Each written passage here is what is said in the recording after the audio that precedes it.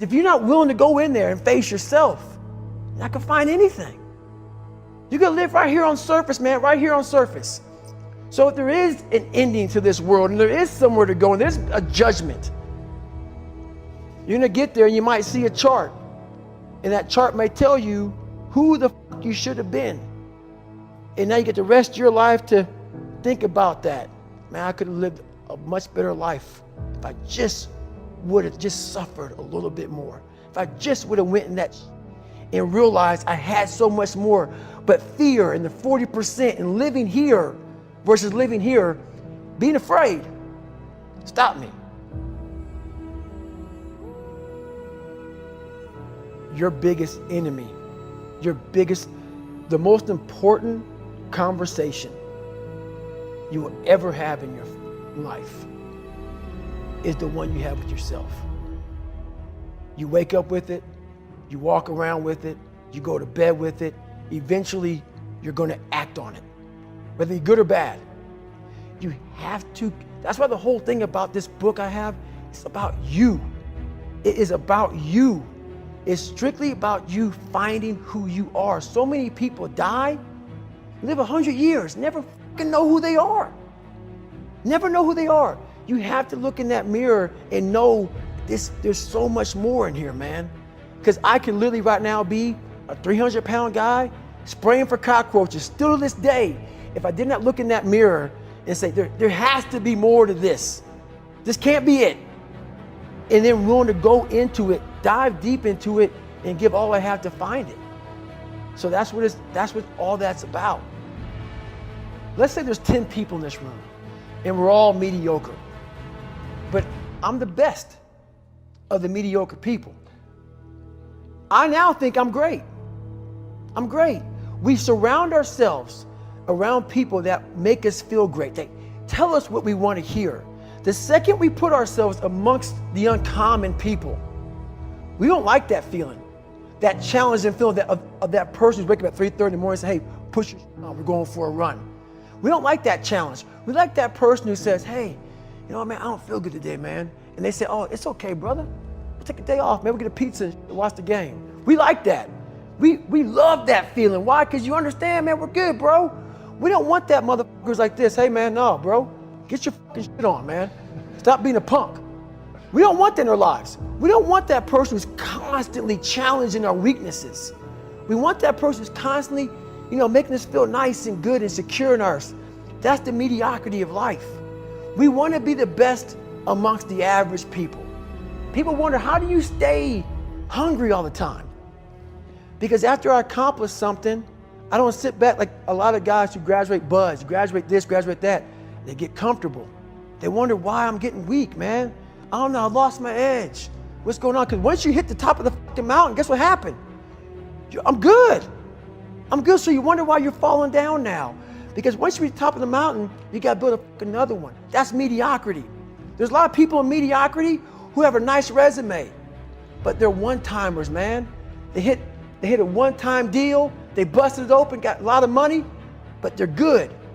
You're mediocre now, man. What are you fucking doing today, tomorrow, the next fucking day? That's why I don't listen to theorists. I don't listen to all that bullshit. I listen to a motherfucker who's like this, man. What's wrong, man? I'm fucking tired, dude. Why are you tired? Because tomorrow, I gotta do the fucking shit again, man. Whatever it is that made me fucking nauseous and sick to my stomach, it made me hurt. There's no ending. And that's the person I listen to. That's the person who's gained knowledge. You gain knowledge through suffering. And on the other end of suffering is a world that very few have ever seen. It's a beautiful world because that's where you find yourself. You don't find yourself in over here. You find yourself on the other end. Like the 100-mile race I was on, I ran it for 24 hours. I found myself on the other end of that race. That 19 hours, I found, wow, there's a whole nother world out here that I've never even saw. But the world's in your mind. And that's what all that mediocrity is about. The mind has the tactical advantage over you at all times. At all times of your life, the mind has a tactical advantage over you. Why is that? It knows what you're afraid of. It knows your insecurities. It knows your deep, dark lies. And it starts to push you away from that. It pushes you in a direction that is comfortable. The mind controls everything. So what I realized was that when I was growing up and I was 300 pounds and I got all fat and I got all insecure, I realized that my mind kept taking me in this direction. When things got uncomfortable for me, when I was facing my insecurities, I was facing my fears, my mind said, oh no, we have the tactical advantage. We need to get you, separate you from this feeling over here. Life's all about feelings.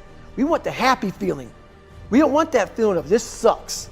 If in that moment, you can answer those up questions and you are now in charge of your brain versus your brain ruling you, that's where all that stuff comes from. So the 40% rule is all of that. You get to 40%, your brain says, we're done.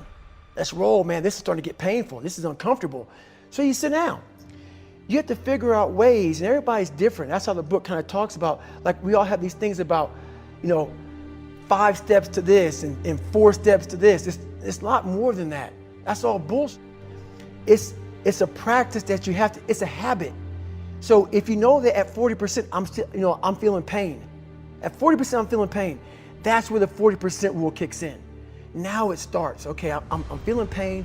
My mind's saying all this to me. It's saying, get out of here, run, flee. The fight or flight kicks in. Okay, we're done. We're not good enough.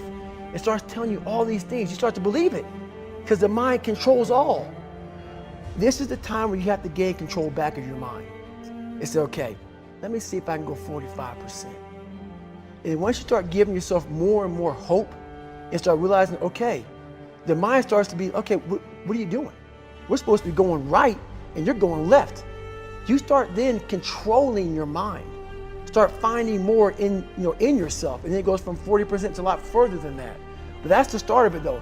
Get to the spot where your mind is saying stop. Whatever that is, you gotta get there first. And then that's when that starts to work for you. You gotta control yourself in that moment.